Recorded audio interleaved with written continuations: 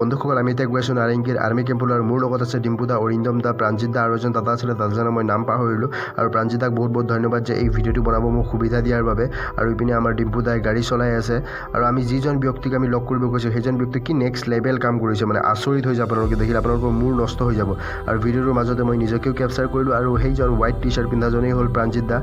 মানে এইজন ব্যক্তি যিজন আপোনালোকে স্ক্ৰীণত দেখিছে, এইজন ব্যক্তিয়ে কি কাম কৰিছে, মানে নেক্সট লেভেল কাম কৰিছে। মানে তেওঁ নিজৰে এটা আখৰ সৃষ্টি কৰিলে, যেনেকুৱা এ ফৰ এপল, অসমীয়াৰ অসমীয়া তেনেকুৱা টাইপৰ যিটো আখৰ হয় ন, আখৰ তেওঁ নিজে সৃষ্টি কৰি পিনে তেওঁ লাইফৰ ওপৰত এটা ডায়েৰী লিখিছে, যিটো ডায়েৰী তেওঁ ছেক্সৰ পৰা ধৰি গোটেইখিনি লিখিছে।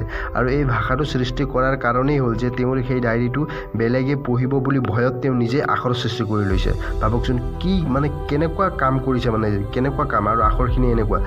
মানে যদি ফুল ভিডিঅ' চাবৰ কাৰণে মোৰ ইউটিউব চেনেলত গৈ চাব পাৰে। যদি ভিডিঅ' ভাল লাগিলে লাইক কমেণ্ট শ্বেয়াৰ কৰি দিব। Thank U.